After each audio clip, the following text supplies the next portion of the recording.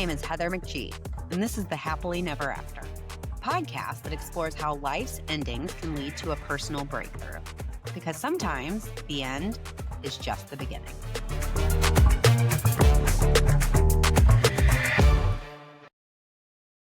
Hi, everyone. Welcome to the Happily Never After. You are actually listening to the very first bonus episode in an ad hoc, whenever I feel like recording, whatever I feel like talking about, chaotically scheduled mini series of episodes that I'm calling the Messy Middle. A lot of times I'm going to be very casual. I'm just going to, whatever's on my heart, talk about it. It may be very exactly related to endings. It may be, just coffee chat. So thanks for trying this with me. We're going to see how it goes. A lot of times they're going to be short, like 10 to 20 minutes max, I would say, unless I can't imagine what I would go on for more than that about, but we'll see how this goes. This is my very first solo episode that I've ever recorded too. So this is going to be, we're going to see how this goes. It may be a disaster. It may be good. I don't know, but thanks for trying this out with me. All right, so regular seasons of the Happily Never After are still happening. They're going to continue to be curated, highly produced conversations with guests that I think you need to get to know. So think of the Messy Middle as the main season's younger, unhinged cousin. Does that make sense? Yes? No? Well, we're going to do this anyhow. All right, so if you enjoy the show, and this is really important, please rate, review, and follow us wherever you're listening or watching the show today. And when you do this, it helps others discover the show, and it's a free way to support this podcast. And I really appreciate when you do that. I read every email, every review, all of it. So I appreciate it. All right. So today we're going to talk about self-care. But first, I have a few things to say that I promise does relate. So we're going to go a little bit out there, and then it's all going to come back. All right. So if you live in the United States, and probably if you live anywhere in the world, I've got to think everybody knows about this. There's a huge mess going on right now. A lot of us are really worried about it. A lot of us are really concerned, to be honest.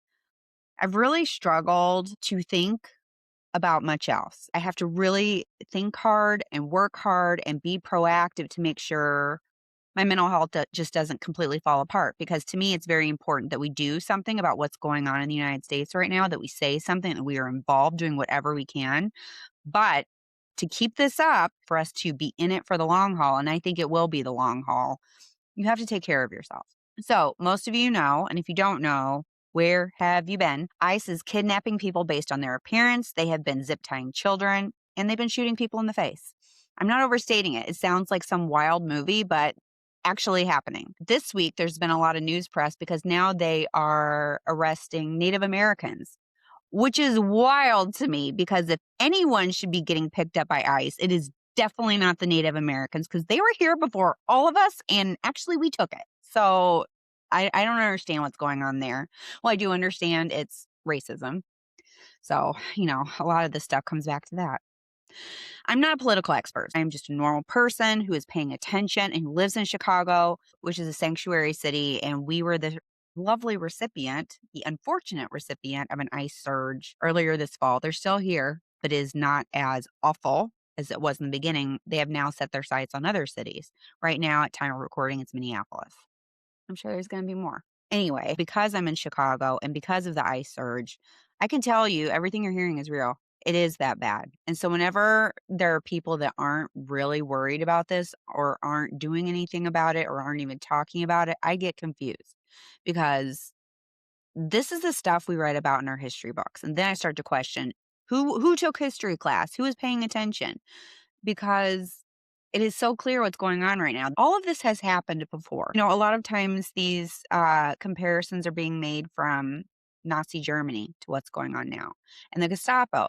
And I'm not going to say that's wrong or incorrect. I see the connection. But something I would like all of the people that live in the United States to think about, we've got some big references here in our own history. And I don't know if it's part of it, like we don't want to admit what we've been a part of in the last few hundred years, but Jim Crow and the slave catchers is also very similar to what's going on now. And I think there's this tendency to look outside and look to other people and be like, oh, don't be like them. It's not who we are. Sadly, this is who we are. And that's being borne out very obviously in front of our faces. And if it's not in front of your face yet, you must not have access to any social media or TV, or you live in a very peaceful place, probably in a farm 100 miles from anywhere, which, good for you. I will say, just keep hearing it. This isn't who we are. This isn't who we are. But actually, this is exactly who we are. sadly. I mean, we're doing it, and it's not the first time. I love this country. I love what I would like for it to stand for, but we have never really reckoned with our violent history of racism and all kinds of other things, sexism, actions against LGBTQ folks as a nation. So while ICE is operating across the country, ICE surges started in Los Angeles in June before spreading to Washington, D.C., Chicago, Memphis, Tennessee, Portland, Charlotte, New Orleans, and of course now Minneapolis. This is where some of the most violent and egregious events have occurred so far. Now, here's a statistic. This is data, and the data is from the Deportation Data Project, which is run by UC Berkeley Law School in collaboration with their Center for Immigration Law and Policy, who obtained this data on ICE arrests via the Freedom of Information Act. It's important to give you the sources. All right, so this is clarifying. 5% of the people detained by ICE have violent convictions. 73% have no convictions. To put a number on this, nearly 75,000 people arrested by ICE during Trump's first 9 months in office had no criminal record. So think about that a little bit. We're being told that people are being picked up because they are the worst of the worst. That's not what the data says. The data says they're just picking up people based on race, based on what they look like, or based on how they're feeling that day. I just said a lot of words very loudly and very passionately because truthfully, it's hard to think about anything else. When you're seeing the world burn down and people who are innocent or what's being done to them is so far off the pale of what should be happening, where the punishment is so much further than what's actually being done. People simply speaking up, exercising their First Amendment rights, shot in the face. Things like that, just for being brown or being black or apparently Native American. It's just nuts, at this point. But again, this has happened before. All right. A lot of us have big feelings about this, including me. If you are someone who believes in human rights, you're probably upset about this too. And I hope all of us are speaking out, donating, and voting like our community's lives depend on it, because I think it does. One thing I was talking about with a friend the other day is some people are hesitant to go out and protest in person. I get it. It's clearly not safe. You might get shot. You might get beaten up. You might get tear gassed or whatever. Like, it's at the point where you can't do a peaceful protest and expect peace back. There's going to be an out of proportion response. So I get that. But think about what you can do. You can donate. That's pretty safe. You can patronize supermarkets, restaurants, vendors run by immigrants, because many of them, especially restaurants, supermarkets, brick and mortar stores, are seeing a significant downturn in traffic because people are afraid to go out and people are afraid to go there. So think about that. There are all kinds of ways to help, be supportive, be helpful, to do the right thing. Pick one. Pick the one that works for you, but do something. All right. On what might seem like a funny turn, I'm going to talk about self-care. Now, I know it seems like this is not connected, but go with me here. So when we think about self-care, most of us think of it in terms of bubble baths or a glass of wine or a face mask. Other times we think of it more practically, eating healthy, going to the gym, getting your yearly mammogram. You may even floss, which good for you. That's a subject that my dentist has had to talk to me about roughly every 6 months. So you're doing better than me on that front. Yeah, I know that's gross. My first question, do you know where the phrase self-care comes from? This is something I learned a few years ago, and I was surprised because I had no idea. I thought it was just like some silly, fluffy thing, like, being nice to yourself, treating yourself, getting a nice coffee. Oh, it's my self-care. Actually, no, it came from a place of social justice. Self-care is a phrase that was activated as we know it today from the Black Civil Rights Movement in the late mid-20th century, notably by Black feminist Audre Lorde in the Black Panthers. The idea is that you take time to rest, recharge, care for your well-being so you can continue to engage in social and community support. It's recharging yourself so you can go back and keep working for the causes you care about, for human rights, on a sustained basis, because this stuff doesn't happen overnight. It's a sustained practice. The idea is self-preservation as a revolutionary act. It's to keep yourself strong. It sustains you for community work. It's not an indulgence. You cannot continue to protest, to vote, to donate, just to be emotionally okay and speak out without taking moments to rest. So it's actually really important in terms of keeping it up. In times like these, I think if you don't engage in any form of self-care, whatever that is for you, you may very well burn out, make poor decisions, or just fully crash out. So it might still be a bubble bath, but it's a bubble bath with purpose. It's in service to your values, your community, and integrity. You're not selling out by taking a moment to rest, by taking a little bit of time to read a book that's something fluffy and silly, by taking yourself out to a cafe and having a coffee. That's okay. You should not feel guilty about doing that. It's really important that we find some sort of balance in times like these, or else you're just going to be done. I'll give you one specific example from history. Angela Davis and Erica Huggins, I hope you know who those ladies are. You can look it up. Utilized mindfulness practices and yoga while incarcerated to care for their own mental health in the best way that they had access to. All right, so what does that mean for us today? Many of us are super concerned about what is happening with our neighbors, our communities, our families, perhaps even ourselves. I will tell you, I look like this, and I am not so likely for ICE to bother me. However, they are bothering my neighbors. The other thing I will tell you is this administration is hurting most of my family. I have many LGBTQ family members.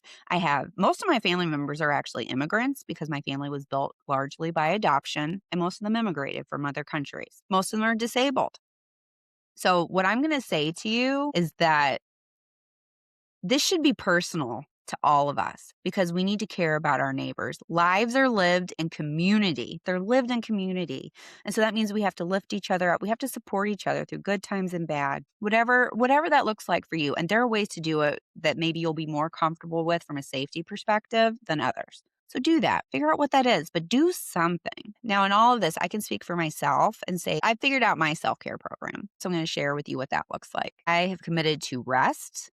I have decimated my schedule in terms of I've cleared almost everything. I work, I write, I do things that make me happy because I think it's really important. We do need to find moments of joy. It's almost like I've gone to extremes. There's the world and the state it's in, and then I am chasing moments of joy because if I don't, I'm going to lose my mind. Really. I am working out on a regular basis. I am committed to rest. I am hydrating. I am eating healthy. I am being nice to myself instead of working on my normal hamster wheel schedule. I think it's safe to say that no human can operate at a 10 when it comes to social justice without some form of self-care. This is important. These are times when a bubble bath or yoga or therapy or rest, they mean a lot more than they used to. It's not just a bubble bath. All right. So in the midst of so much stress and violence, I do want to bring up a few things that I appreciate because in all the bad that's going on, there have been some moments that have really, honestly, they brought tears to my eyes and sometimes when there's so much dark, you see these little moments of light that make you feel like there are still people out there that care about each other. So I'm going to tell you a few things that I've seen here in Chicago. Public schools have self-organized, a lot of them. They've self-organized escorts for children to school because we have tons of immigrant families here. And a lot of the children's parents are too scared to leave their house. And so we've organized escorts that are walking kids to school. We also have lookout squads that are paying attention for whether ICE is spotted in the neighborhood and we alert the school. So I will say that right now. We're trying to keep children and their families safe.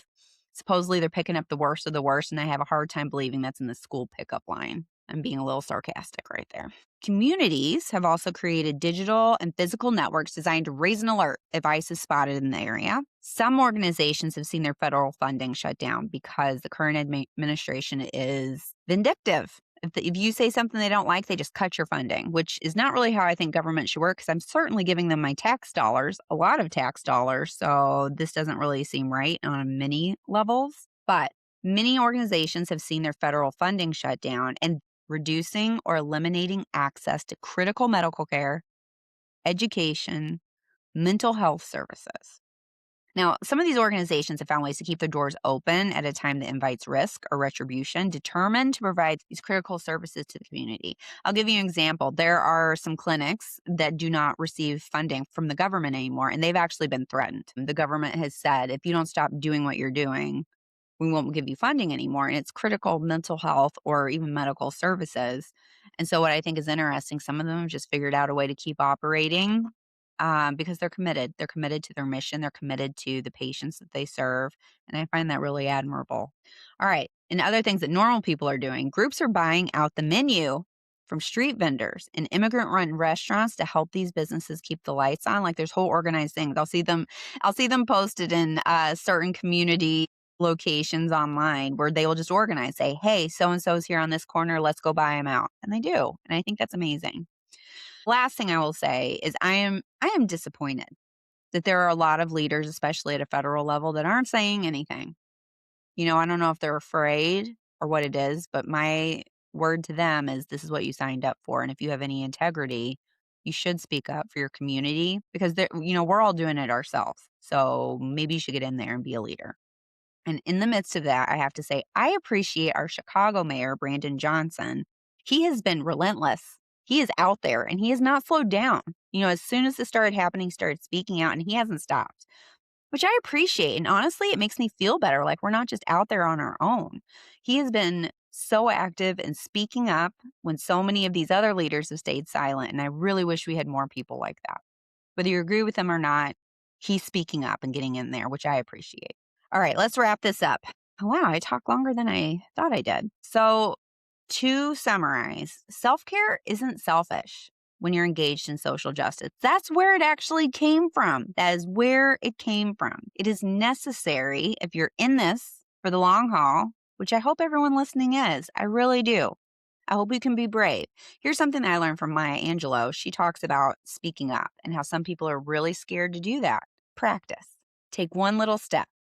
Take one little action, see how that feels. Take another action, see how that feels. It's okay if you're not ready to get out there and speak strongly about things. Practice, step into it. The point is that you're trying and you're progressing and you are not just sitting on a bench, not getting in there. Because this is the kind of thing where we do need to speak up, vote with your dollars, and you can't just sit there. If you care about this world, if you care about your community, you got to do something. So figure out what that is for you. All right, for me, I am drinking my water. I'm in bed by 9. I'm taking my vitamins. I even wear a face mask now and then. I don't do bubble baths, but I love a face mask. I am voting. I am donating. I am protesting. And I have a rule for myself that I must confront cruelty in the moment, wherever I see it, no matter where it is. That's something that's really important. Something I've learned is that, again, if you look like me, and for anyone who's not watching on YouTube or doesn't know, I'm white. A lot of times when racist things happen, people who look like me laugh uncomfortably and they don't say anything. If you want to be anti-racist, what you've got to do is say something. And it's not, oh, I'm at work, I won't say anything, wherever you are. If it's, Uncle Tim, who's just inappropriate and, a grandpa, that's just how he is and how he's raised. No, you have to say something. I'm not saying you have to yell at them or be rude, but you do have to confront it in some way. And that's what I mean by practicing. Try it in small ways, see how it feels. Confront cruelty and hate wherever you see it. That's a big part of why what's happening today is able to happen, because people are letting out the worst side of themselves. So let's do something about that. For anyone who's listening, thank you for trying out this Messy Middle episode, our very first one. I'm sure it'll get more cohesive as I go on. Right now we're experimenting and seeing what we like. But I do want to ask all of y'all, stay safe with your dollars and take care of each other, because if we don't have community, then what are we doing here? You don't go through life alone, and that means if you want a village, you got to be a villager. Get in there to support your community. Our whole life is lived together, so let's do that. Thank you so much for being here.